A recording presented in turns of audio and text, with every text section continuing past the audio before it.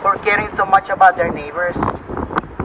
And we're gonna hear from folks here today who also care a lot, who are here because they believe that we can help each other. They believe in community. They believe that we have to show up for each other. The first person I want to introduce is somebody who has been a long-time organizer in Rhode Island. He was also the former Secretary of State, and he is now running for governor. Yeah. Please welcome Matt Brown.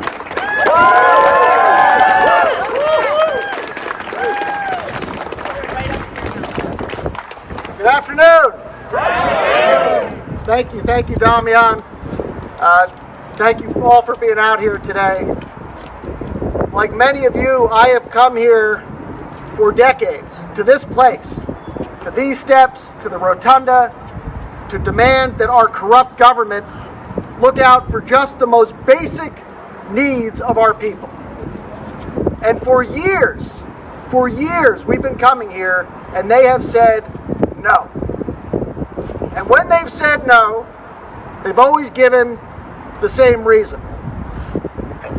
There's not enough money, so we have to make tough choices. Well, now, they've got piles of money. They've got the over $1 billion in the federal ARPA funds. But not just that. We've got $3.4 billion coming from the federal government in the new infrastructure bill to our state. But not just that. We've got $324 million in extra tax revenue and budget surplus. And not just that. If we would just repeal the tax cuts that this corrupt government gave to the richest 1% of people 15 years ago, and make sure that the wealthiest people pay their share fare, we'd have another $1 billion over the next decade. You're sitting on $5.8 billion, and still they don't look out for our people. So now we know, without a doubt, that all those years that they told us they couldn't look out for the people because there wasn't enough money, that was a fucking lie. And now we know that beyond any doubt. It's not that there's not enough money, it's that they don't care. They don't even see our people. They don't see the problems that we're facing. They don't see the parents who can't afford health care for their kids.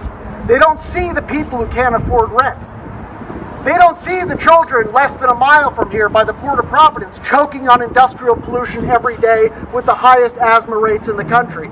They don't see our unhoused brothers and sisters whose numbers have grown 600% since Dan McKee took office.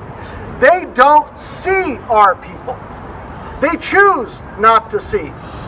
They choose not to see our people. They choose not to see the problems. And we came here today to just say, open your eyes. See the people. Do your jobs.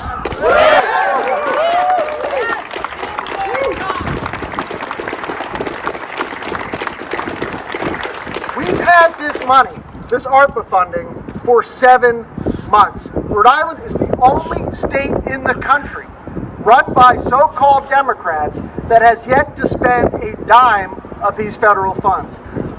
Every Democratic governor in New England, back in May, released plans to spend all of the money. It took our governor 6 months to develop a plan, and when he did, it was to spend just 10% of the money. So we're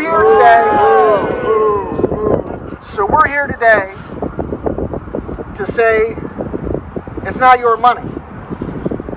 It's not Dan McKee's money. It's not Joe Shekarchi's money. It's not Dominick Ruggerio's money. The money belongs to the people. That's right. Yes. But none of this of what I'm saying is news. It's not news to any of us that we have a corrupt government that doesn't care about our people. The news is that there's finally something we can do about it. Because for the first time for the first time, there are people all around this state who have been living with the consequences of this broken government, and in massive numbers are coming together to run for office.